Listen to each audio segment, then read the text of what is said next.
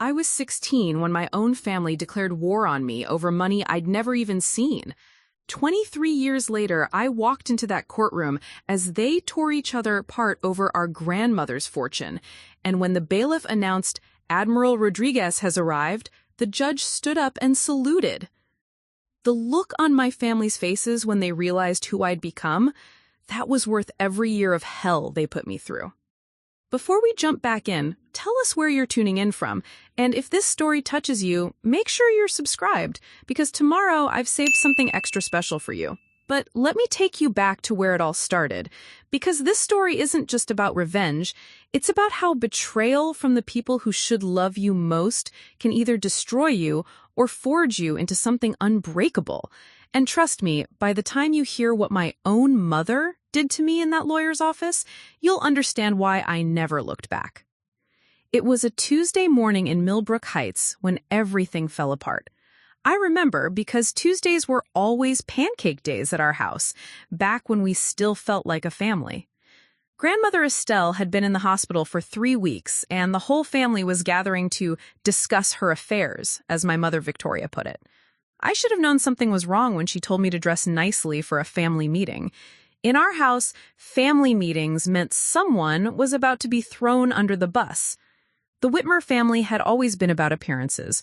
We lived in the biggest house on Elm Ridge Drive, drove the newest cars, belonged to the country club, or my father played golf every Sunday. From the outside, we looked perfect. The successful businessman father, the socialite mother, 3 children who excelled at everything they touched. What people didn't see were the knives hidden behind every smile, the way love was conditional on what you could provide, the constant competition for scraps of affection that never came. My older brother Tyler was the golden child. Harvard-bound, already accepted into pre-law, everything he touched turned to gold in our parents' eyes. My younger sister Melody was the baby, sweet and innocent, or at least that's how she played it. She had mastered the art of looking helpless while getting everything she wanted. Then there was me, caught in the middle, the one who worked twice as hard for half the recognition. Grandmother Estelle was different, though. She was the only one who ever really saw me. While Tyler got praise for his academic achievements and Melody got coddled for her tears, Estelle would pull me aside and tell me stories about her late husband, Admiral James Whitmore, who had served in the Pacific during World War II.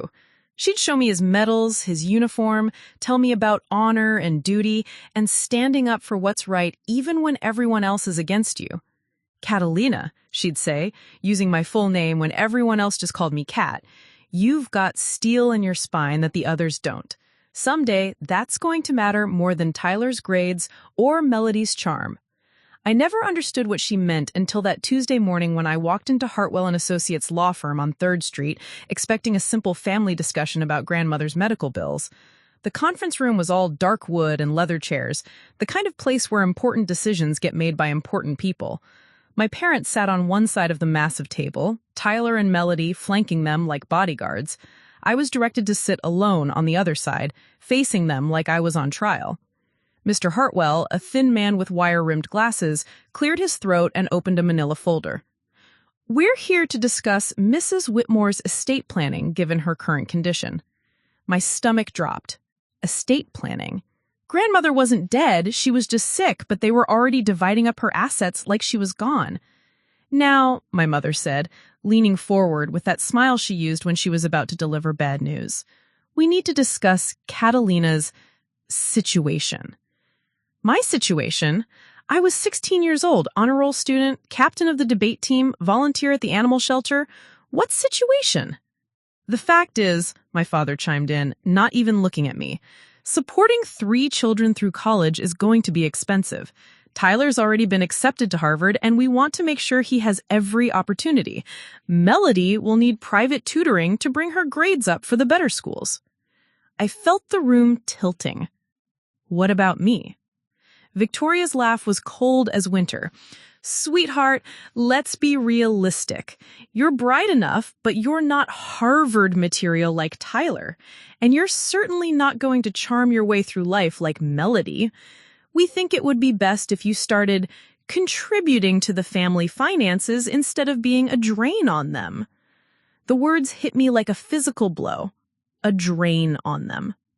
That's what my own mother thought of me. Mr. Hartwell slid a paper across the table. What we're proposing is that you sign over any potential inheritance from your grandmother's estate to your siblings. In exchange, your parents will continue to house and feed you until you're 18, at which point you'll be expected to be financially independent. I stared at the paper, the words swimming in front of my eyes. They wanted me to give up everything Estelle might leave me, hand it over to Tyler and Melody, and then disappear from their lives the moment I turned 18. My own family was essentially selling me off, cutting me loose like I was dead weight. "We've already spoken to your guidance counselor about work-study programs," Tyler added, with his voice dripping with fake concern. "There are some great opportunities in food service and retail that don't require college." Food service and retail. While he went to Harvard and Melody got private tutors, I was supposed to flip burgers and fold clothes for the rest of my life. "What if I don't sign?" I asked quietly. The silence that followed was deafening. Finally, my father spoke, his voice flat and final. "Then you can find somewhere else to live. Tonight." I was 16 years old. I had nowhere to go, no money, no relatives who would take me in. They had me cornered and they knew it. But as I sat there, staring at that paper, I remembered something Estelle had told me about Admiral Whitmore. "When the enemy has you surrounded," she'd said, "that's when you find out what you're really made of."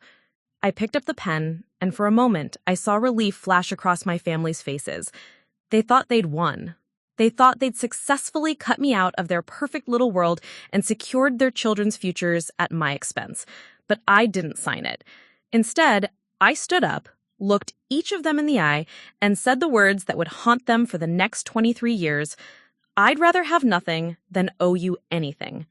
And I walked out of that office, leaving them with their mouths hanging open, not knowing that I just made the decision that would change everything. Because sometimes, when your own family abandons you, the only choice left is to build a new family, one that's earned through blood, sweat, and sacrifice, instead of genetics and greed. What I didn't know then was that Grandmother Estelle had been listening from the hospital, had heard every word through Tyler's pocket-dialed phone call. What I didn't know was that she'd already changed her will, leaving everything to the one grandchild who'd refused to sell their soul for money. And what none of them knew was that the scared 16-year-old girl walking out of that office would spend the next 2 decades proving that steel spine Estelle had seen was real. Preparing and narrating this story took us a lot of time, so if you are enjoying it, subscribe to our channel. It means a lot to us. Now, back to the story. Walking out of that lawyer's office felt like stepping off a cliff. My hand shook as I pushed through the heavy glass doors of Hartwell and Associates, the October air hitting my face like a slap. Behind me, I could hear my mother's voice rising in pitch, Tyler saying something about teaching me a lesson, and my father's cold, clipped tones discussing consequences. I didn't turn around. I couldn't. The thing about burning bridges is that you don't realize how final it is until you're standing on the other side, watching the flames. I had nowhere to go. At 16, I didn't have a driver's license, a job, or any real money beyond the $43 in my savings account from babysitting the neighbor's kids. My phone buzzed with text after text, but I didn't look. I knew what they'd say. I started walking. Millbrook Heights wasn't a big town, and I knew every street, every shortcut, every place where a scared kid could hide and think. I ended up at Riverside Park, sitting on the same bench where Grandmother Estelle used to take me to feed the ducks when I was little. The irony wasn't lost on me that I was now homeless in the place where she'd taught me about courage. My phone rang. Estelle. "Catalina?" Her voice was weak but sharp, hospital noises crackling in the background. "Tyler's phone called me. I heard everything." I broke down then, sobbing into the phone like the child I still was. "Grandma, I don't know what to do. They said I have to leave tonight if I don't sign. Where am I supposed to go?" "Listen to me carefully," she said. And despite her illness, her voice carried that steel I'd always admired. "Come to the hospital, room 314. And Catalina, you did the right thing. Never let anyone buy your dignity, not even family." The bus ride to Riverside General took 20 minutes that felt like hours. I kept expecting my parents to call, to come looking for me, maybe even to apologize. The phone stayed silent. As the hospital came into view, a massive brick building that had seen better days, I realized I was truly on my own for the first time in my life. Grandmother Estelle looked smaller in that hospital bed, surrounded by machines and tubes, but her eyes were as fierce as ever. When I walked in, she patted the chair beside her bed. "Sit down, sweetheart. We need to talk." I told her everything, how they'd made me feel like a burden, how Tyler had smirked when he talked about my opportunities in food service, and how my own mother had called me a drain on the family. Estelle listened without interrupting, her jaw getting tighter with every detail. "Your parents," she said finally, "have forgotten what this family used to stand for. My James, your great-grandfather, he would be ashamed. We didn't build this family's wealth so his great-grandchildren could use it as a weapon against each other." She reached into the drawer of her bedside table and pulled out a small metal box. Inside were Admiral Whitmore's medals, his service ribbons, and a folded letter with my name on it. "I wrote this last week, before I knew what they were planning, but now it seems even more important." Her fingers trembled as she handed me the letter. "Don't read it now. Read it when you need to remember who you really are." "Grandma, what am I going to do? I can't go home." She was quiet for a long moment, staring out the window at the parking lot below. "There's a woman I know, Elena Vasquez. She runs a group home for kids aging out of foster care on the other side of town. She owes me a favor from way back. I'm going to call her." "A group home?" The words felt strange in my mouth. "It's not what you think. Elena was like you once, thrown away by people who should have protected her. She makes sure kids like that get a real chance. But Catalina, you have to understand something. If you walk this path, there's no going back. Your parents will write you off completely. They'll tell everyone you ran away, that you were ungrateful, that they tried their best with a difficult child." The thought terrified me, but underneath the fear was something else. Relief. Maybe that's better than pretending we're a family when we're not. Estelle smiled them, the first real smile I'd seen from her in weeks. "There's that steel spine. James would be proud." 2 hours later, Elena Vasquez picked me up in a dented Honda Civic that smelled like coffee and determination. She was a small woman, maybe 45, with calloused hands and eyes that had seen too much, but still held kindness. "Your grandmother says you've got fight in you," she said as we drove through neighborhoods I'd never seen before, away from the manicured lawns of Millbrook Heights toward the grittier part of Riverside. "That's good. You're going to need it." Horizon House sat on Maple Street, a converted Victorian that had seen better days but was clean and well-maintained. Elena introduced me to the other residents, 5 kids between 16 and 18, all with stories that made mine seem almost ordinary. There was Marcus, whose parents kicked him out for being gay, Zara, who aged out of foster care with nowhere to go, James, whose addiction-riddled family had stolen everything he earned at his after-school job. "Rule 1, Elena said as she showed me to a small but clean room on the second floor. "Everyone contributes. You'll get a job, help with chores, and save money for your future. Rule 2, no contact with toxic family members without counseling support. Rule 3, your past doesn't define your future, but your choices from now on do." That night, lying on a second-hand mattress in a room that smelled like fresh paint and hope, I finally read Estelle's letter. The handwriting was shaky, but the words were strong. "My dearest Catalina, if you're reading this, then you've already shown more courage than your siblings ever will. Your great-grandfather James used to say that the Navy didn't make him strong. It revealed the strength that was already there.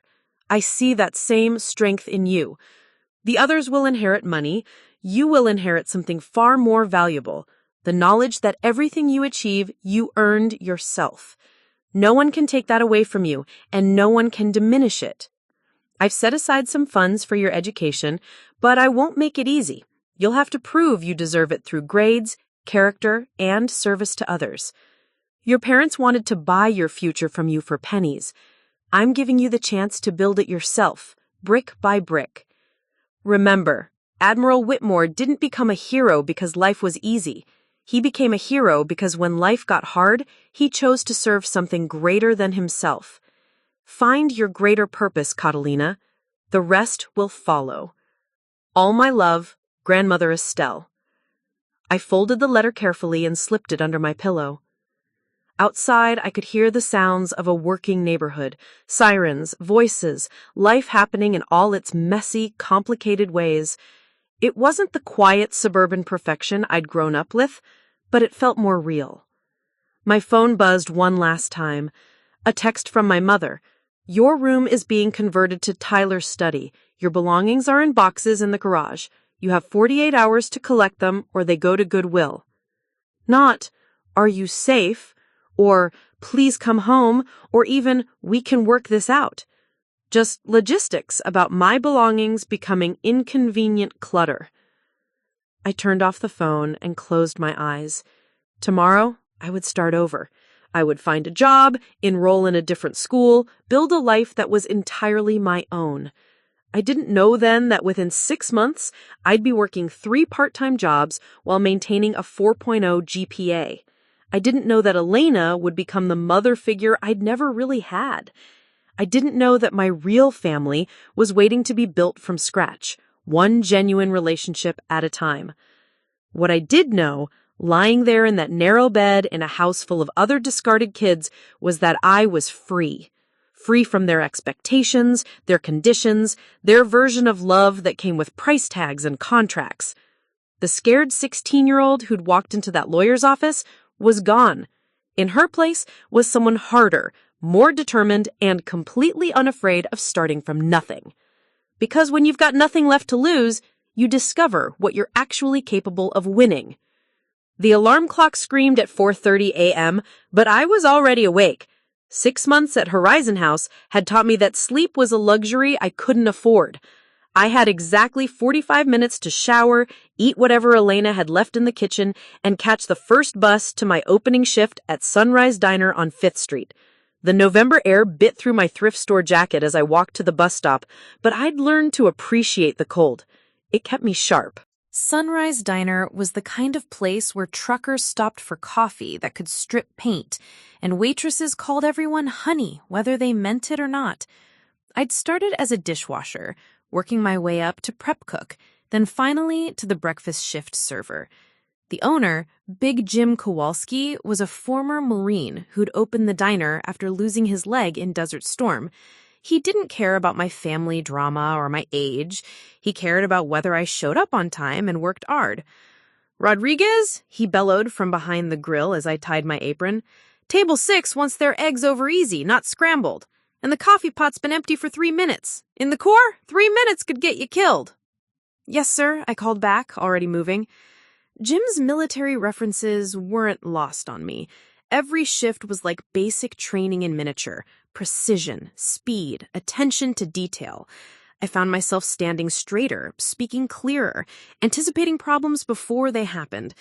Without realizing it, I was absorbing the discipline that would define my future. The morning rush was brutal. Construction workers, night shift nurses getting off work, early commuters who needed their caffeine fix before facing another day in corporate America. I learned to read people quickly. Who wanted conversation, who needed silence, who was having the worst day of their life and needed someone to be kind to them. Mrs. Patterson, a widow who came in every Tuesday and Thursday, always ordered the same thing: black coffee, wheat toast, and someone to listen to her talk about her late husband's garden. "He would have loved this weather," she said, stirring sugar into her coffee with shaking hands. "Gerald always said November was perfect for planting spring bulbs. You have to plan ahead, you know. Plant them when it's cold so they'll bloom when it's warm." I nodded, refilling her cup, but her words stuck with me. Planning ahead. Planting seeds in the cold so they'd bloom later. That's exactly what I was doing, even if I didn't fully understand it yet. After my shift at the diner, I had exactly 20 minutes to get across town to Roosevelt High, the public school where Elena had enrolled me in. The transition from prestigious Millbrook Academy to Roosevelt was jarring. The hallways smelled like industrial cleaner and teenage desperation instead of fresh paint and privilege. The class sizes were twice as large, the textbooks were outdated, and half the students looked like they'd rather be anywhere else. But I discovered something unexpected. I thrived there. At Millbrook Academy, I'd been the middle child, always competing for attention and approval. At Roosevelt, I was just another kid trying to make something of herself, and that anonymity was liberating. My English teacher, Ms. Reeves, was a young woman fresh out of college who actually cared about her students' futures. "Your essay on economic inequality was exceptional, Catalina," she said after class one day, handing back our graded papers. "Have you considered entering the state writing competition?" I stared at the paper, an A+ with detailed comments in the margins. When was the last time anyone in my family had really read something I had written? "I don't know if I have time," I said honestly. "Between work, school, and my third job at the university library on weekends, my schedule was packed tighter than a military formation." "Make time," she said firmly. "Talent like yours doesn't come along often. Don't waste it because you're too busy surviving to live." That afternoon, I found myself in the school counselor's office. Mr. Torres was a heavy-set man with kind eyes who'd seen every sob story and excuse in the book.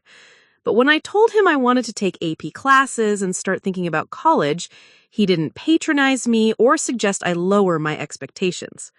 "Your grades are excellent," he said, flipping through my transcript, "but college costs money, and I know your situation at home isn't traditional. Have you heard of the ROTC scholarship program?" ROTC, Reserve Officers Training Corps, a path to college that came with military service afterward. The idea hit me like lightning. Admiral Whitmore's stories, Big Jim's discipline, Grandmother Estelle's letters about service, it all suddenly made sense. "Tell me everything," I said. "It's competitive," he warned. "They don't just look at grades. They want leadership experience, community service, physical fitness, character references. You'd essentially be promising the military 4 years of your life after college in exchange for them paying your way through school." 4 years of service. The idea didn't scare me. It excited me. A chance to be part of something bigger than myself, to serve my country the way Admiral Whitmore had, to prove that the girl my family threw away could become something extraordinary. That evening at Horizon House, I spread college brochures across the dining room table while the other residents watched TV in the living room. Elena found me there at midnight, still planning, still calculating costs and timelines and possibilities. "You know," she said, sitting down across from me with a cup of tea, "most kids your age are worried about prom dates and weekend parties. You're planning a military career." "Most kids my age have families who support their dreams," I replied, not looking up from the Naval Academy brochure I was reading. "I have to build my support system from scratch." Elena was quiet for a moment. "Your grandmother called today. She wanted to know how you were doing." My heart jumped. "How is she?" "Getting stronger. She's going home next week." Elena paused, choosing her words carefully. "She also wanted me to tell you something about your parents." I looked up then, bracing myself. "They've been telling everyone you ran away, that you were troubled, ungrateful, that they tried everything to help you, but you chose drugs and bad friends instead." The words hit me like a physical blow, but underneath the hurt was something else. Clarity. They weren't just cutting me out, they were rewriting history to make themselves the victims. "Let them," I said finally. "Let them tell whatever story helps them sleep at night. I know the truth, and the truth is going to speak for itself eventually." Elena smiled. "That's exactly what your grandmother said you'd say." The next morning, I walked into the Navy ROTC recruiter's office at the local community college. Lieutenant Commander Sarah Walsh was a woman about my mother's age, but where my mother was soft from years of country club lunches and spa days, Lieutenant Commander Walsh was all sharp edges and quiet strength. "You're 17, she said, looking up my application. "Most kids your age are still figuring out what they want to be when they grow up. You want to be a naval officer." "Yes, ma'am." "Why?" I thought about all the easy answers, serving my country, the scholarship money, the career opportunities, but what came out was simpler and more honest. Because I want to be part of something that matters. I want to prove that where you come from doesn't determine where you go. And I want to honor the memory of someone who believed in me when my own family didn't. She nodded slowly. The path to becoming a naval officer isn't easy, especially for someone starting from your circumstances. Are you prepared for years of people telling you that you don't belong? that you're not good enough, that you should quit and find something easier. I thought about my family's faces in that lawyer's office, about Tyler's smirk when he talked about my future and food service. Ma'am, I've been hearing that my whole life. The difference now is that I get to prove them wrong on my own terms. Lieutenant Commander Walsh extended her hand. Welcome to the program, Rodriguez. Let's see what you're made of. As I walked out of that office with a stack of paperwork and a training schedule that would consume every free moment I had, I felt something I hadn't experienced since Grandmother Estelle used to tell me stories about Admiral Whitmore. Hope. Not the fragile, dependent hope of a child waiting for adults to save her, but the fierce, self-reliant hope of someone who was done waiting for permission to become extraordinary. I had no idea that the scared, abandoned 16-year-old who'd walked out of that lawyer's office was about to become someone who would make admirals proud to serve beside her. All I knew was that I was finally moving towards something instead of running from something, and that made all the difference in the world. The Naval Academy's summer seminar invitation arrived on a Tuesday that felt like Christmas morning. I held the thick envelope with shaking hands while Elena watched from the kitchen doorway, a knowing smile spreading across her face. After 8 months in the ROTC program, maintaining a 4.0 GPA while working 3 jobs, this was the first real validation that my impossible dream might actually be possible. Naval Academy candidates are selected based on academic excellence, leadership potential, and character. You have been chosen from over 50,000 applicants nationwide to attend our week-long program in Annapolis, Maryland. Elena whistled low. 50,000 applicants, and they picked our girl from Horizon House. Our girl. Those words meant more to me than any family praise ever had. The week leading up to Annapolis was a blur of preparation. Lieutenant Commander Walsh helped me understand what to expect, while Big Jim gave me advice that was pure Marine Corps wisdom disguised as diner small talk. Remember, Rodriguez, he said while I wiped down tables after the breakfast rush, confidence isn't about thinking you're better than everyone else. It's about knowing you've done the work and trusting that work to carry you through. I needed that advice more than I realized. Walking onto the Naval Academy grounds for the first time was like stepping into a different universe. The midshipmen moved with precision and purpose, their uniforms crisp, their bearing commanding respect. These weren't just college students. They were already becoming officers, already part of something larger than themselves. My roommate for the week was Jessica Hartwell from Connecticut, daughter of a Navy captain and granddaughter of an admiral. She had the kind of easy confidence that comes from growing up knowing exactly where you belong. When she casually mentioned that her prep school cost more per year than most people make, I felt the familiar sting of not being good enough, not belonging. "So where are you from?" Jessica asked as we unpacked our bags in Bancroft Hall. "Riverside," I said, which was technically true, even if it left out the part about living in a group home. "So what does your dad do?" The question I'd been dreading. "He's in business," I said vaguely, then quickly changed the subject. "What's the first activity on tomorrow's schedule?" But Jessica was the least of my challenges. The week was designed to push us physically, mentally, and emotionally. We had mock classes in navigation and leadership, physical training that left me gasping, and scenario-based exercises where we had to make command decisions under pressure. The turning point came during a leadership exercise on day 3.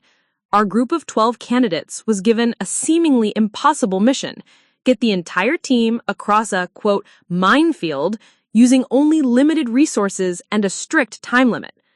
Half the group immediately started arguing about the best approach, while the other half stood around waiting for someone else to take charge. I watched the chaos for exactly 30 seconds, then stepped forward.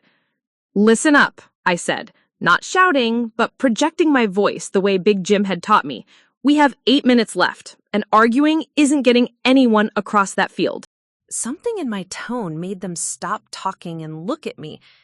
Maybe it was the confidence Big Jim talked about, or maybe it was just desperation. But suddenly I was leading. Jessica and Michael, you're our tallest. You'll be anchor points. Sarah, you're good with math. Calculate the safest path based on the obstacle spacing. Everyone else, we're going to form a human chain and move together. What happened next felt like magic. The arguing stopped. People started following my directions without question. We moved as a unit, each person trusting the others, each step coordinated. With 30 seconds left, I helped the last person across the finish line. The evaluating officer, a stern-faced commander who'd been taking notes throughout the exercise, nodded approvingly. Outstanding leadership under pressure, Candidate Rodriguez. You turned chaos into order and got results. That's what we're looking for in future naval officers. That evening, Jessica found me on the steps of the chapel, looking out over the Severn River. I owe you an apology, she said, sitting down beside me. For what? You made assumptions about me, about where I came from, what kind of person I was. But watching you today, you're not just good at this stuff. You're better at it than people who've been groomed for it their whole lives. I was quiet for a moment, watching the sunset paint the water gold. Can I tell you something?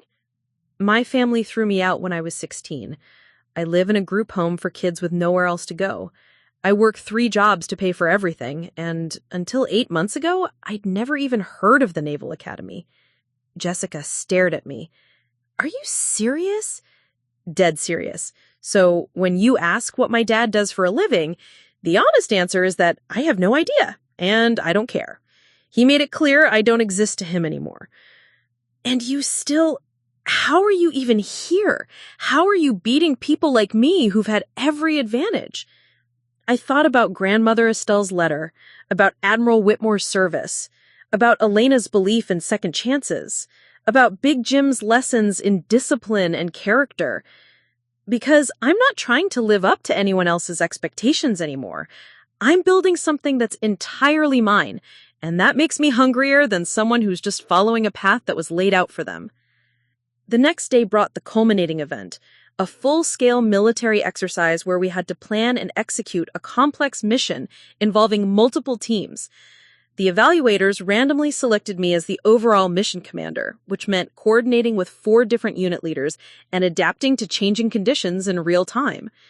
Standing in that command center, radio in hand, watching my plan unfold on the tactical display, something clicked into place. This wasn't just an exercise, this was who I was meant to be. The girl who'd been abandoned at 16 had found her calling as a leader who would never leave anyone behind. Alpha team, adjust your approach vector. Bravo team, hold your position until Alpha clears the checkpoint. Charlie team, you're our ace in the hole. Stay ready to exploit any opening. My voice was steady, my mind clear. Each decision flowed naturally from the last. Each problem became an opportunity to demonstrate what months of preparation and a lifetime of resilience had built in me. When the exercise ended successfully, with all objectives achieved and 0 casualties, the evaluating staff exchanged looks that I couldn't quite read. Commander Patterson, the senior evaluator, pulled me aside afterward. Commander Rodriguez, in 20 years of running this program, I've rarely seen someone with your natural command presence. You have the instincts of a born leader and the discipline of someone who's earned every advantage they have. He paused, studying me with those sharp military eyes. I'm recommending you for a full nomination to the Naval Academy. If you maintain your current standards, you'll receive an appointment. The words hit me like a tsunami. A full nomination. The Naval Academy, the dream that had seemed impossible 8 months ago, was suddenly within reach. That night, I called Elena from the payphone in Bancroft Hall. When I told her the news, she started crying. I'm so proud of you, Mija, she said through her tears. Not just because of what you've achieved, but because of who you've become. You took the worst thing that ever happened to you and turned it into fuel for something beautiful.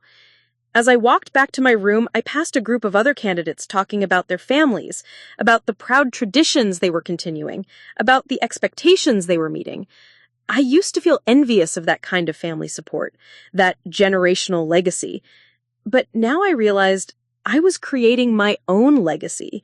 Admiral Whitmore had served with honor in his generation. Now I would serve with honor in mine. not because it was expected of me, but because it was who I chose to become. When I got back to Riverside, I found a letter waiting for me at Horizon House. The return address made my stomach clench. Victoria Whitmore, my mother, writing from the house on Elm Ridge Drive. I almost threw it away unread, but curiosity won out, and I opened it carefully. The letter was short, written in my mother's perfect handwriting. We heard through mutual friends that you're doing well academically. If you're ready to put this childish rebellion behind you and come home, we're willing to discuss it. Tyler graduates next month, and it would look better for the family if we were all together for the ceremony. I folded the letter carefully and walked to the kitchen, where Elena was preparing dinner for the house residents. "Everything okay?" she asked, noticing my expression. "More than okay," I said, dropping the letter in the trash. I just realized how far I've really come. Because the girl who would have desperately wanted her family's approval, who would have been tempted by the chance to go back to comfort and privilege, was gone. In her place stood someone who valued earned respect over inherited position, who preferred the company of people who'd chosen her over people who shared her DNA. The Naval Academy was calling, and I was ready to answer. The day I walked through the gates of the Naval Academy as an official plebe, I carried nothing but a regulation sea bag and a letter from grandmother Estelle that had arrived the morning before. She was too frail to attend induction day, but her words were with me. "Today you join the ranks of those who serve something greater than themselves. Admiral Whitmore would be proud to call you family." Plebe Summer was designed to break you down and rebuild you as a naval officer. For 18 brutal weeks, everything civilian was stripped away. Your hair, your clothes, your individual identity, even your name. I became Plebe Rodriguez and nothing more. The upperclassmen, particularly the firsties who graduated high school with trust funds and legacy admissions, seemed to take special pleasure in testing the limits of cadets who'd come from nothing. "Plebe Rodriguez!" Midshipman First Class Hamilton barked during morning inspection, his voice echoing off the gray walls of Bancroft Hall. "Your rack looks like it was made by a blind person having a seizure. Drop and give me 50. I hit the deck without hesitation, counting out push-ups while Hamilton continued his verbal assault. "Where are you from, plebe?" "Riverside, sir." "What does your daddy do for a living, plebe?" The question that had haunted me for years now felt like an opportunity. "This plebe supports herself, sir." Something shifted in his expression, but the harassment continued. It wasn't personal. It was systematic, designed to see who would break under pressure and who would emerge stronger. What Hamilton and the others didn't understand was that I'd already survived worse than anything they could dish out. Being yelled at by someone in a uniform was nothing compared to being abandoned by your own family. The academic workload was crushing. Calculus, physics, chemistry, navigation, leadership theory, military history, all while maintaining military bearing 24 hours a day. My roommate, Midshipman Candidate Thompson from Boston, came from 3 generations of Navy officers and still struggled to keep up. She'd have mental breakdowns over failed quizzes, while I quietly helped her study, drawing on the work ethic I'd developed balancing 3 jobs. "How do you do it?" she asked one night after I'd explained differential equations to her for the 3rd time. "You make this look easy, and I've been preparing for this place my entire life." "Maybe that's the difference," I said, reviewing my own notes. "You've been preparing to be here. I'm preparing to earn my place here every single day." The physical training was relentless, but Big Jim's early morning boot camps at the diner had prepared me well. While other plebes struggled with the daily PT sessions, I found myself keeping pace with the instructors. During the grueling obstacle courses, I started finishing in the top 10% of my class. It was during a leadership exercise in my 2nd semester that everything changed. Our company was tasked with a night navigation exercise in the Maryland wilderness, a test designed to simulate real combat conditions. Midshipman Third Class Warren, our designated leader, panicked when we encountered an unexpected obstacle and became completely paralyzed by indecision. "We're lost," he whispered, staring at his compass like it held the secrets of the universe. "The checkpoint should be here, but there's nothing." Around us, 40 midshipmen waited in the darkness, growing more anxious by the minute. Some started murmuring about calling for help. Others suggested splitting up to search for the checkpoint. I could feel the exercise falling apart. "Warren," I said quietly, "let me take a look at that map." But Warren was too panicked to make rational decisions. That's when Commander Stevens, who had been observing from a distance, stepped forward. "Condate Rodriguez," he said, his voice cutting through the confusion. "You're in command now. Get your company to the checkpoint." The weight of 40 people's success suddenly rested on my shoulders, but instead of panic, I felt that familiar clarity that had served me during the seminar. I studied the terrain, compared it to the topographical map, and realized Warren had been reading the coordinates wrong. "Listen up," I said, projecting my voice with the authority I'd learned from Lieutenant Commander Walsh. "We're exactly where we need to be, but the checkpoint has been moved due to the weather conditions. Thompson, Martinez, and Chen, you're my advanced scouts. Everyone else, we're moving in formation to grid reference 234567. What happened next was like watching a machine engage. The murmuring stopped, the anxiety dissolved, and 40 midshipmen began moving as a single unit under my command.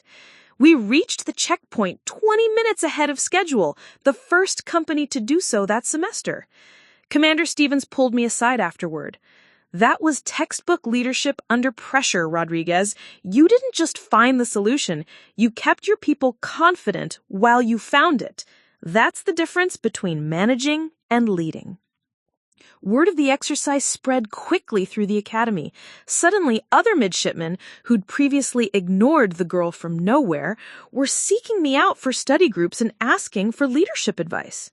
I found myself appointed to positions of increasing responsibility: company commander, honor committee member, brigade operations officer. But it was during my third year that I encountered my biggest challenge yet. The scandal broke during spring semester when 3 midshipmen were caught selling exam answers to underclassmen. The Honor Committee investigation revealed a cheating ring that went back over 2 years, involving some of the Academy's most prominent legacy students. As Honor Committee Vice Chair, I was tasked with interviewing the accused midshipmen and their accomplices. One of them was Jefferson Blackstone III, whose grandfather had been a Medal of Honor recipient, and whose family name was on one of the Academy buildings. "Look, Rodriguez," Blackstone said during his hearing, leaning back in his chair with the casual arrogance of someone who'd never faced real consequences. "We both know how this works. You recommend a slap on the wrist. I keep my mouth shut about certain irregularities in your own background, and everyone wins." I stared at him across the polished conference table. "What irregularities?" His smile was cold and calculating. "Oh, I've done my research. The girl from the group home, working 3 jobs, no family support. How does someone like that really afford all those prep courses? How do we know you didn't cut some corners of your own to get here?" The implication hung in the air like poison. He was threatening to destroy my reputation with lies, betting that I'd cave under pressure to protect myself. I leaned forward, meeting his gaze directly. "Midshipman Blackstone, let me explain something to you. I've spent the last 7 years earning every single opportunity that's come my way. My record is spotless because I've never needed to cheat. I've always been willing to outwork everyone around me. But more importantly, I've learned that integrity isn't negotiable, especially when it's inconvenient." I opened his file and began reading from his academic record. Based on the evidence presented, including testimony from 4 witnesses and documentation of 17 instances of academic dishonesty, I'm recommending your separation from the Naval Academy. His confident facade cracked. "You can't be serious. My family has donated millions to this institution." Your family's donations bought them buildings with their name on them, I said quietly. They didn't buy you the right to wear the uniform without earning it. The hearing officer, Captain Rodriguez, no relation despite the shared name, nodded approvingly. 3 weeks later, Jefferson Blackstone III was dismissed from the academy, along with 6 other midshipmen involved in the cheating scandal. The fallout was immediate and brutal. Legacy families threatened to withdraw support, influential alumni made angry phone calls, and some faculty members questioned whether the punishment was too severe. But Admiral Patricia Hayes, the academy superintendent, backed the honor committee's decision completely. The standards of this institution are not negotiable, she announced at the next brigade formation. Character is not inherited, it's earned through daily choices, and some of you have chosen poorly. That same week, I received a letter that made my hands shake as I opened it. The return address was from Millbrook Heights, but not from my family. It was from Mrs. Patterson, the widow who used to come into Big Jim's diner, the one who talked about planting bulbs in winter so they'd bloom in spring. She'd written to tell me that she'd been following my progress through mutual friends and that she wanted me to know how proud the whole community was of what I'd accomplished. But the last paragraph made me sit down hard in my desk chair. Your grandmother Estelle asked me to tell you before she passed that she never doubted you'd become everything she saw in you from the beginning. She also asked me to tell you that Admiral Whitmore's medals and service records are waiting for you in a safety deposit box at Riverside First National, along with some other items she wanted you to have when you became an officer yourself. Grandmother Estelle was gone. The woman who'd been my anchor, my inspiration, my link to something greater than myself, had died while I was becoming the person she'd always believed I could be.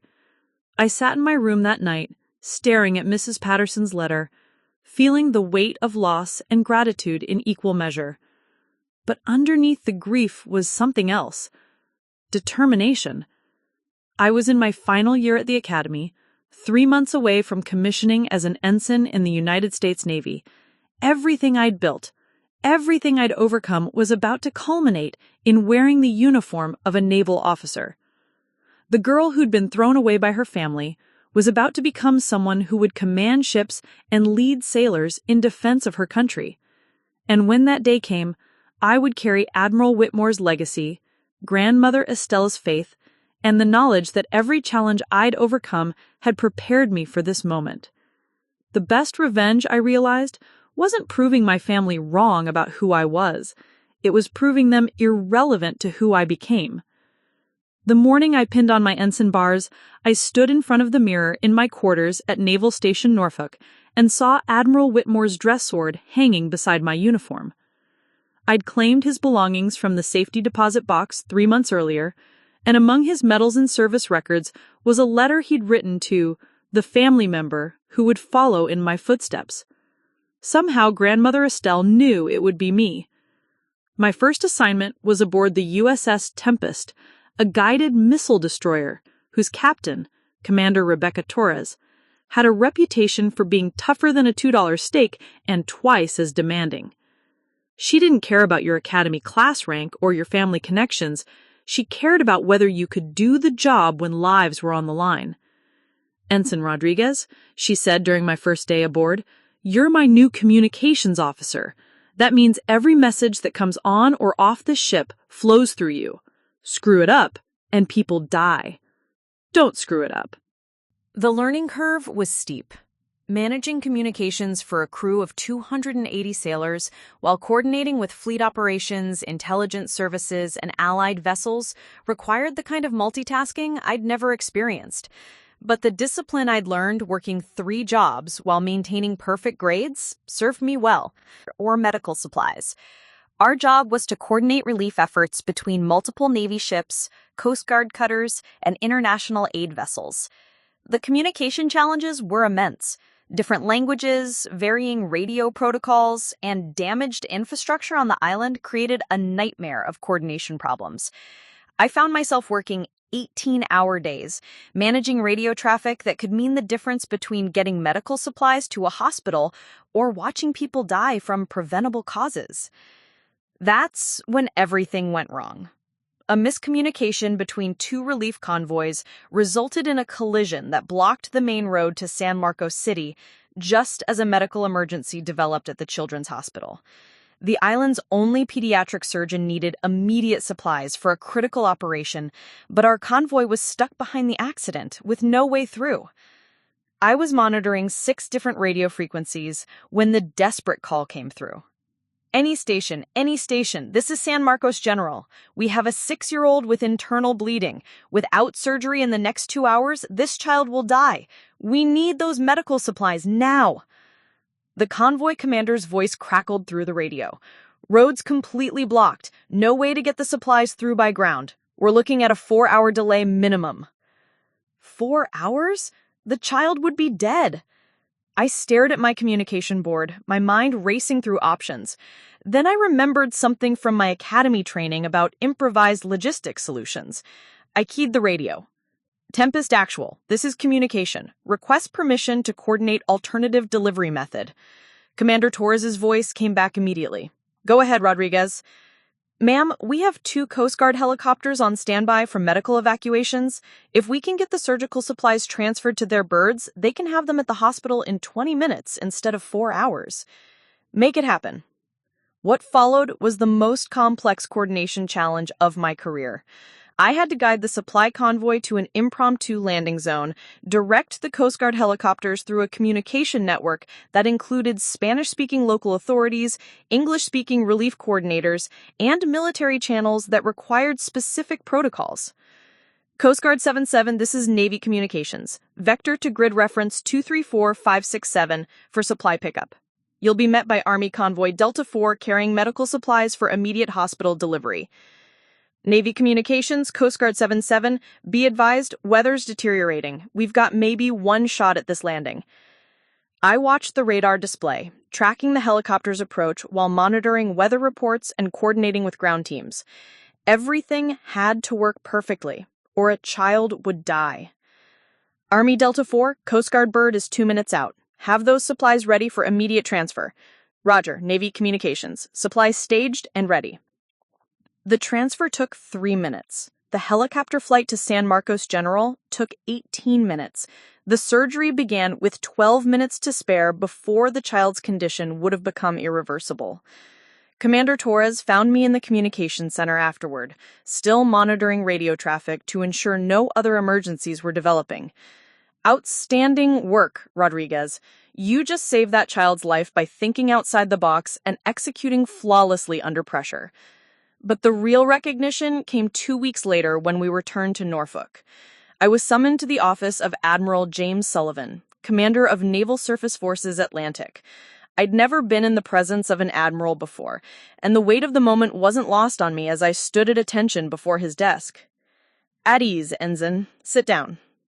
Admiral Sullivan was a stern man with gray hair and eyes that had seen everything the Navy could throw at him. He opened a folder and studied its contents for a moment. I've been reading about your performance during Operation Helping Hand. Commander Torres submitted a commendation that's frankly remarkable for a junior officer on their first deployment. He looked up at me. But what really caught my attention wasn't just your technical competence, it was your initiative. Most ensigns would have reported the problem up the chain and waited for someone else to find a solution. You identified the problem, developed a solution, and executed it successfully while coordinating with multiple agencies under time pressure. Thank you, sir. Don't thank me yet. I'm recommending you for accelerated promotion to lieutenant junior grade and assignment as executive officer of a patrol boat. It's unusual for someone with your limited experience, but exceptional circumstances call for exceptional responses. 6 months later, I was standing on the bridge of PC-47, a 170-foot patrol craft based out of Key West, wearing the silver bars of a lieutenant junior grade and serving as second-in-command to Lieutenant Commander Maria Santos.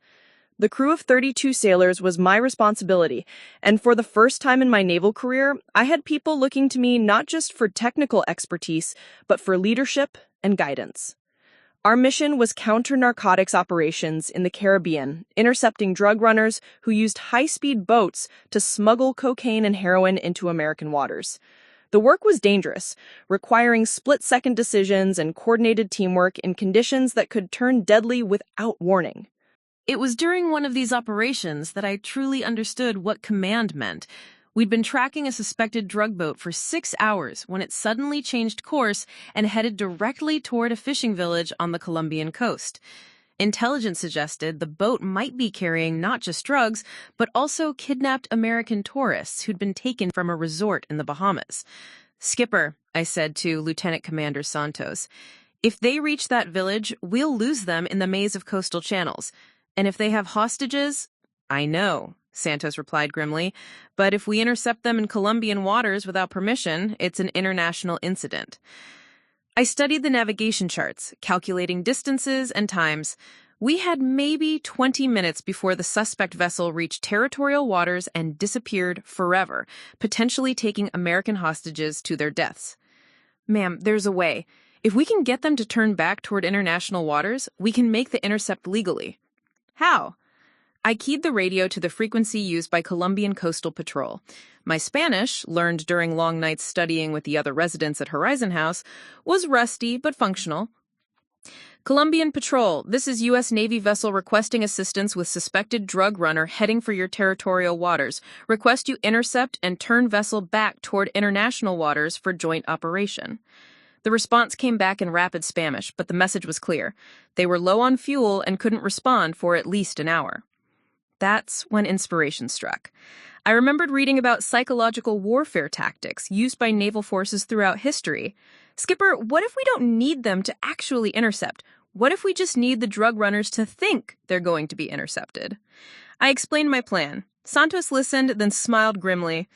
"It's either brilliant or completely insane. Do it." I got back on the radio, this time broadcasting on the frequency we knew the drug runners were monitoring. "Colombian patrol vessel Barranquilla. This is U.S. Navy Patrol Craft 47. Suspect vessel bearing 145 degrees, speed 32 knots, heading for your position. Recommend intercept at grid reference 245338. There was no Colombian patrol vessel Barranquilla responding to our call, but the drug runners didn't know that. What they heard was coordination between U.S. and Colombian forces to trap them in a pincer movement. Sure enough, the suspect vessel immediately changed course, heading back toward international waters to avoid the fictional Colombian patrol boat. 20 minutes later, we intercepted them in perfectly legal waters, recovering 400 kilograms of cocaine and rescuing 2 American hostages who'd been bound and gagged in the boat's hold. The commendation that followed led to my promotion to full lieutenant and assignment as commanding officer of my own patrol craft. At 26 years old, I was the youngest woman in the Navy to command a vessel, responsible for a crew of 40 sailors and millions of dollars worth of equipment. Standing on the bridge of PC-52 on my first day as captain, I thought about the 16-year-old girl who'd walked out of that lawyer's office with nothing but her dignity and determination. She could never have imagined that her refusal to compromise her principles would lead to this moment, command of a United States Navy vessel trusted with the lives of American sailors and the defense of American interests. But more than the professional success, I felt the deep satisfaction of knowing that every single step of my journey had been earned through merit, character, and unwavering commitment to something greater than myself. I wasn't here because of family connections or inherited privilege. I was here because I'd proven myself worthy of the trust that command requires. And this was still just the beginning. The crisis began at 0347 hours on a Tuesday morning in the South China Sea. I was commanding the USS Phoenix, a brand new destroyer, when our sonar operator picked up something that shouldn't have been there. A Chinese submarine operating dangerously close to international shipping lanes. What started as a routine patrol was about to become the most challenging test of my career and a defining moment in modern naval history. "Captain, we have a submerged contact bearing 270 degrees, range 8,000 yards. Sonar technician First Class Morrison reported, his voice tight with concentration. Signature matches Chinese Type 093 nuclear attack submarine. I moved to the sonar station, studying the waterfall display that showed the acoustic signature of our uninvited guest. The submarine was positioned directly in the path of a convoy carrying humanitarian supplies to the victims of the recent typhoon that had devastated the Philippines. More troubling, our intelligence briefings had indicated increased Chinese military activity in the region, testing the resolve of international maritime law. What's their depth and heading? I ask. Depth approximately 200 feet, speed 12 knots, heading northeast toward the shipping corridor. I walked to the bridge wing, looking out at the pre-dawn darkness where somewhere below the surface, another commander was making decisions that could escalate into an international incident. The convoy we were escorting included vessels from 7 different nations, all carrying critical medical supplies and emergency equipment. Any disruption could mean thousands of people would suffer or die. XO, bring us to general quarters. All stations report readiness for potential combat operations. The alarm klaxons echoed through the ship as 300 sailors moved to their battle stations with practiced efficiency. Lieutenant Commander Jackson, my execution officer, appeared at my side. Captain, rules of engagement are clear. We cannot engage unless directly threatened, but if they interfere with the convoy... I know the rules, XO, but I also know that sometimes the right course of action isn't found in the rulebook. The situation deteriorated rapidly when the Chinese submarine began active sonar pings, a deliberate provocation designed to demonstrate their presence and capability. The merchant vessels in the convoy started reporting contact, their civilian crews panicking at the sound of military sonar in waters that were supposed to be safe. Captain, the communications officer called out, we're receiving distress calls from 3 merchant vessels. They're requesting immediate escort out of the area. But that's when the real crisis began. The lead cargo ship, MV Esperanza, carrying desperately needed medical equipment, reported a sudden mechanical failure. Their engines had stopped, leaving them dead in the water directly above the Chinese submarine. Sir, Esperanza is reporting complete propulsion failure, Morrison announced. They're drifting with the current directly over our submerged contact. The tactical situation was now beyond dangerous. It was potentially catastrophic. A disabled civilian vessel drifting over a foreign military submarine created the perfect conditions for a miscalculation that could trigger an armed conflict. If the submarine felt threatened by the merchant ship above them, they might surface aggressively or take evasive action that could be interpreted as an attack posture. I had perhaps 10 minutes to resolve a situation that naval strategists would later describe as the closest the world had come to accidental war since the Cuban Missile Crisis. Captain, the communications officer called out, we're receiving distress calls from 3 merchant vessels. They're requesting immediate escort out of the area. But that's when the real crisis began. The lead cargo ship, MV Esperanza, carrying desperately needed medical equipment, reported a sudden mechanical failure. Their engines had stopped, leaving them dead in the water directly above the Chinese submarine. Sir, Esperanza is reporting complete propulsion failure, Morrison announced. They're drifting with the current directly over our submerged contact. The tactical situation was now beyond dangerous. It was potentially catastrophic. A disabled civilian vessel drifting over a foreign military submarine created the perfect conditions for a miscalculation that could trigger an armed conflict. If the submarine felt threatened by the merchant ship above them, they might surface aggressively or take evasive action that could be interpreted as an attack posture. I had perhaps 10 minutes to resolve a situation that naval strategists would later describe as the closest the world had come to accidental war since the Cuban Missile Crisis. Captain, the communications officer called out, we're receiving distress calls from 3 merchant vessels. They're requesting immediate escort out of the area. But that's when the real crisis began. The lead cargo ship, MV Esperanza, carrying desperately needed medical equipment, reported a sudden mechanical failure. Their engines had stopped, leaving them dead in the water directly above the Chinese submarine. Sir, Esperanza is reporting complete propulsion failure, Morrison announced. They're drifting with the current directly over our submerged contact. The tactical situation was now beyond dangerous. It was potentially catastrophic. A disabled civilian vessel drifting over a foreign military submarine created the perfect conditions for a miscalculation that could trigger an armed conflict. If the submarine felt threatened by the merchant ship above them, they might surface aggressively or take evasive action that could be interpreted as an attack posture. I had perhaps 10 minutes to resolve a situation that naval strategists would later describe as the closest the world had come to accidental war since the Cuban Missile Crisis. Communications, get me a direct line to Fleet Command. I need to speak with Admiral Morrison immediately. But as I waited for the connection, I realized that by the time orders came down through the chain of command, it would be too late. The decision and the responsibility was mine alone. "Captain," Jackson said quietly, "what are your orders?" I studied the tactical display, my mind racing through options. Traditional protocol called for maintaining distance and letting the situation develop, but traditional protocol didn't account for a disabled civilian vessel creating a potential trigger for international conflict. That's when I made the decision that would define the rest of my career. Communications. Prepare to broadcast on international emergency frequency, both English and Mandarin. "Ma'am?" "I'm going to talk to the submarine directly." The communications officer's eyes widened, but he nodded. "Ready, Captain." I keyed the microphone, knowing that what I said in the next few minutes could either prevent a war or start one. "Chinese submarine. This is Captain Rodriguez, commanding officer, USS Phoenix. I am broadcasting on international emergency frequency. We have a civilian merchant vessel with propulsion failure drifting in your vicinity.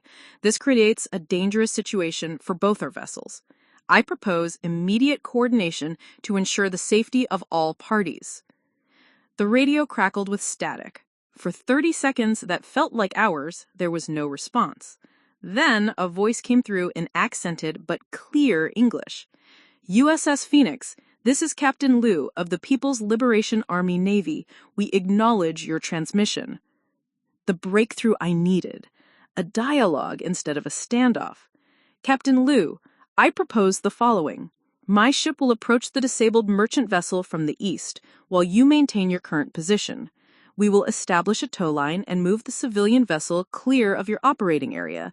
This ensures the safety of the merchant crew while allowing you to continue your patrol without interference."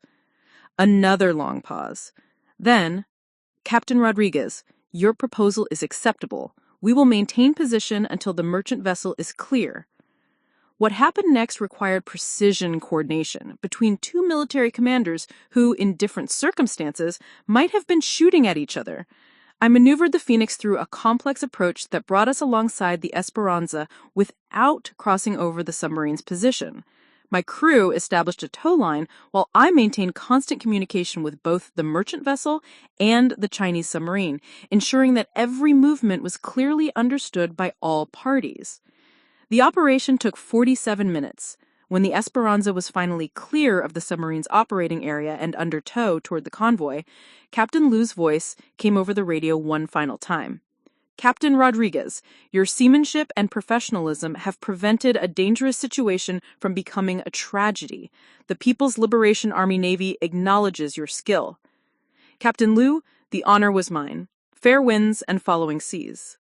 As the Chinese submarine disappeared into the depths and our convoy resumed course for the Philippines, I realized that something unprecedented had just occurred. Two naval commanders from nations locked in strategic competition had chosen cooperation over confrontation, dialogue over destruction. The implications became clear when we returned to port 2 weeks later. Admiral Thompson, commander of 7th Fleet, was waiting on the pier with a delegation that included officers I didn't recognize and civilians in expensive suits. "Captain Rodriguez," Admiral Thompson said as I saluted, "you've got some very interested people who want to talk with you." The debriefing lasted 6 hours. Defense Department officials, State Department representatives, and intelligence analysts wanted to know every detail of my communication with the Chinese submarine. But the question that kept coming up wasn't about tactics or protocols. It was about judgment. "Captain, you made a decision to initiate direct communication with a foreign military vessel without prior authorization. That decision could have had far-reaching diplomatic consequences," said a stern-faced woman from the Pentagon. "Ma'am, in my judgment, the consequences of not communicating would have been far worse. A disabled civilian vessel, a submerged submarine, and rising tensions create the perfect conditions for a tragedy. Sometimes preventing war requires taking calculated risks for peace." 3 weeks later, I received orders to report to the Pentagon for a private meeting with the Secretary of the Navy. The conversation lasted 30 minutes, but one exchange would stay with me forever. Captain Rodriguez, what you did in the South China Sea demonstrated something we've been looking for in our senior officers: the ability to think beyond traditional military solutions while maintaining absolute commitment to American interests. How would you feel about accelerated promotion to captain and assignment as commanding officer of a destroyer squadron? I thought about the 16-year-old girl who'd been thrown away by her family, about grandmother Estelle's faith in my potential, about Admiral Whitmore's legacy of service with honor.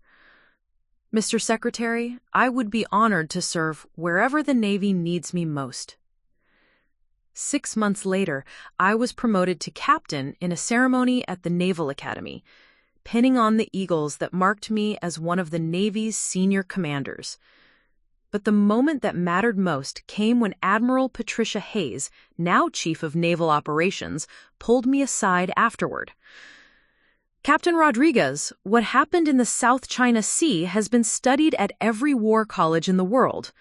You've become a case study in crisis leadership and innovative diplomacy. The Navy has plans for you, big plans. As I walked across the academy grounds where I'd once been just another midshipman trying to prove herself, I realized that the scared girl who'd refused to sign away her dignity had become a woman trusted with preventing wars and protecting American interests around the globe. The best revenge wasn't just success. It was becoming indispensable to the very nation that my family had written off as unworthy of their support. 23 years after walking out of that lawyer's office, I received the call that would bring everything full circle. Elena, now in her 70s, but still sharp as a blade, reached me at the Pentagon, where I was serving as Deputy Chief of Naval Operations for Strategic Plans. "Catalina, you need to know something," she said, her voice carrying that familiar mix of warmth and steel. "Your grandmother's will is finally being contested. Your family is fighting over the estate." I set down my coffee and looked out at the Potomac River from my Pentagon office window. 2 stars gleamed on my shoulder boards. Rear Admiral Rodriguez, a title that still felt surreal some mornings. "What do you mean, finally being contested?" "Estelle's lawyers have been holding the will in trust, waiting for you to reach flag rank like she specified. Now that you're an admiral, they're executing the final provisions. Apparently, your family just learned that you inherited everything: the house, the investments, the family business holdings. They're claiming undue influence and demanding the will be overturned." I almost laughed. After building a life where money had become irrelevant to my sense of worth, my family was still fighting over what they thought defined value. "When's the hearing?" "Next Tuesday, Millbrook County Courthouse, the same building where you registered for Roosevelt High School all those years ago." The irony wasn't lost on me. I was returning to the place where my real education had begun, but now as someone my family couldn't have imagined in their worst nightmares, or their wildest dreams, depending on how you looked at it. I arranged leave and drove to Millbrook Heights for the first time in over 2 decades. The town looked smaller than I remembered, the houses less imposing, the country club less exclusive. Perspective, I'd learned, had a way of shrinking the things that once seemed insurmountable. The courthouse steps were crowded with reporters when I arrived. Apparently, word had leaked that a Navy admiral was involved in a family inheritance dispute, and the media sensed a story worth covering. I'd worn my service dress blue uniform, not for show, but because it represented everything I'd become in spite of my family's predictions. Inside, the courtroom was exactly as I had expected. My parents sat in the front row, both grayer and smaller than I remembered.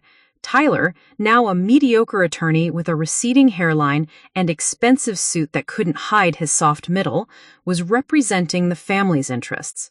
Melody sat beside him, her perfect features marred by the kind of bitterness that comes from a life of disappointed expectations.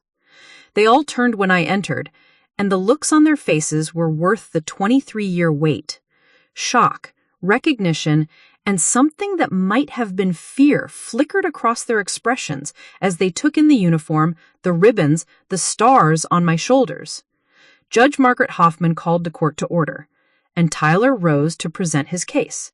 He painted a picture of a vulnerable elderly woman manipulated by an ungrateful granddaughter who'd abandoned her family and rejected their love and support.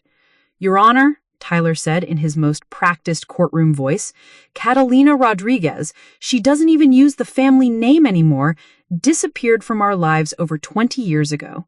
She had no relationship with our grandmother in her final years, no contact with the family, no involvement in grandmother's care or well-being. The will she supposedly inherited under was clearly the result of undue influence exercised during a brief period when grandmother was ill and vulnerable." He gestured toward me with theatrical disdain. "This woman abandoned her family, rejected our values, and chose a life completely disconnected from everything the Whitmore family represents. To suggest that grandmother would leave her entire estate to someone who turned her back on family loyalty is absurd."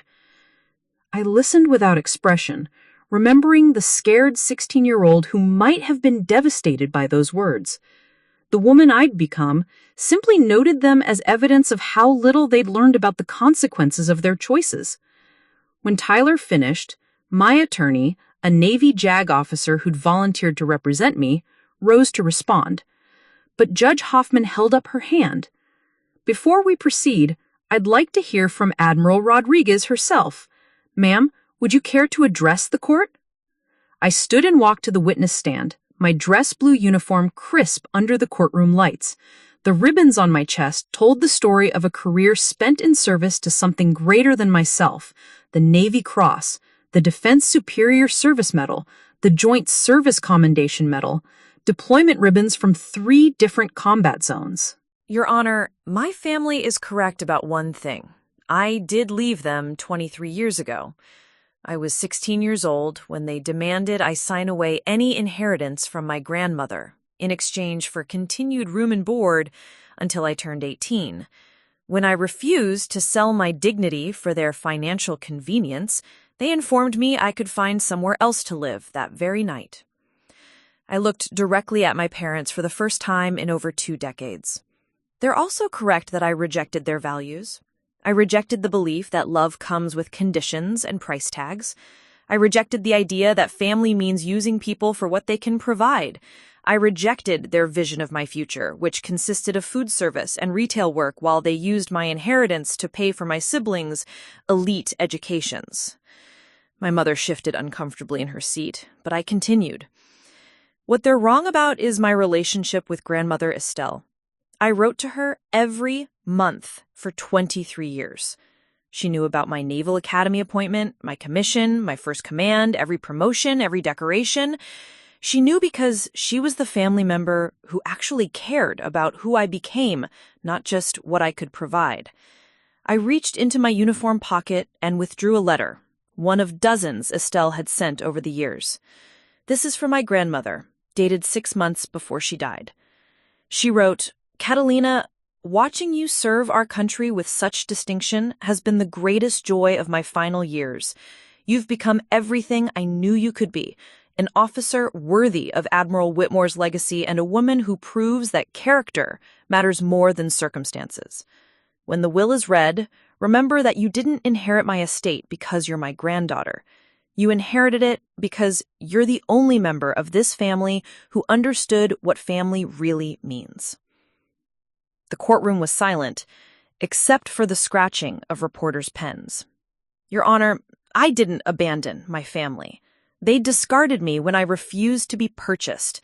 The difference is that I built a new family, one based on mutual respect, shared sacrifice, and earned loyalty. I've had the honor of serving alongside the finest men and women this country produces, people who understand that true wealth comes from serving something greater than yourself.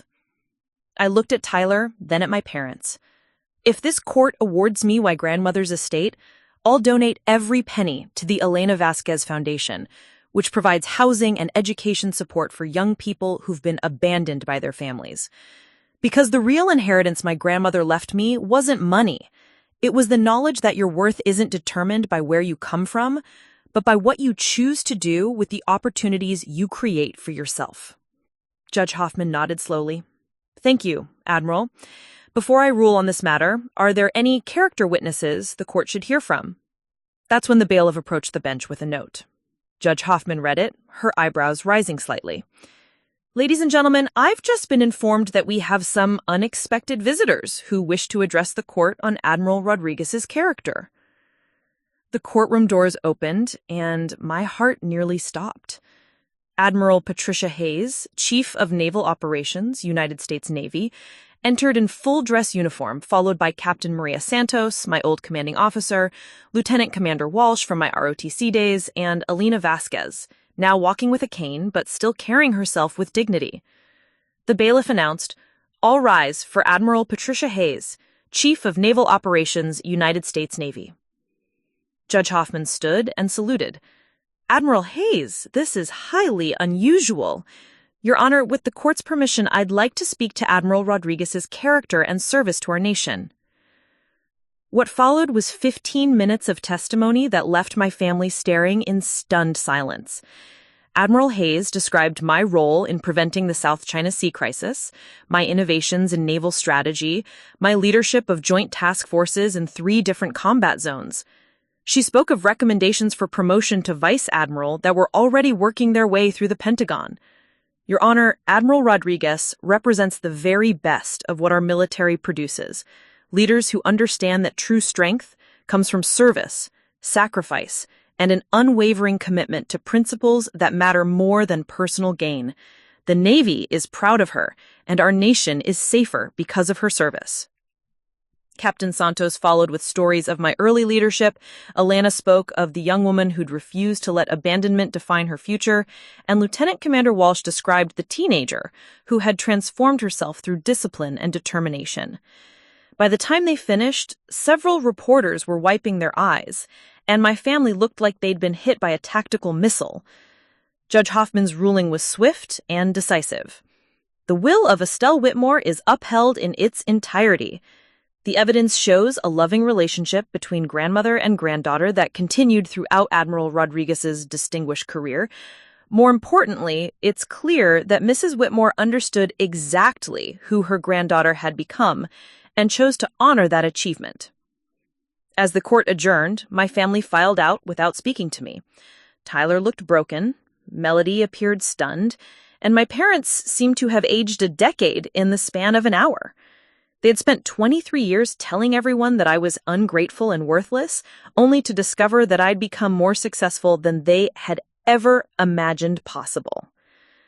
Outside the courthouse, Admiral Hayes pulled me aside. "Rodriguez, I came here today because leaders like you are rare. The Navy needs officers who understand that true strength comes from lifting others up, not tearing them down." She paused, studying my face.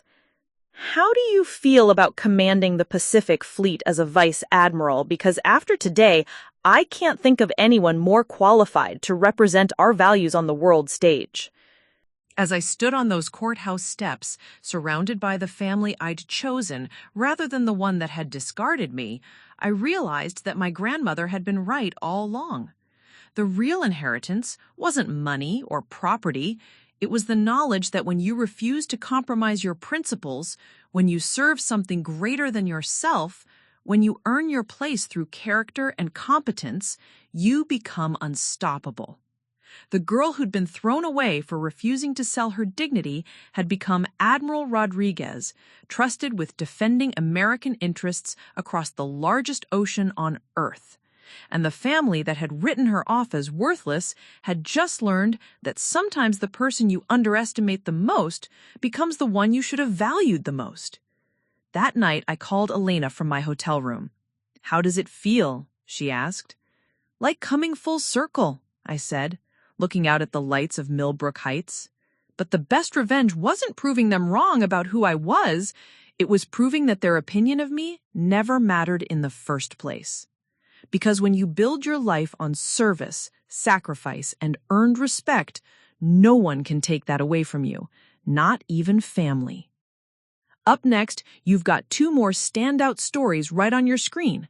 If this one hits the mark, you won't want to pass these up. Just click and check them out. And don't forget to like, subscribe, and turn on the notification bell so you don't miss any upload from us.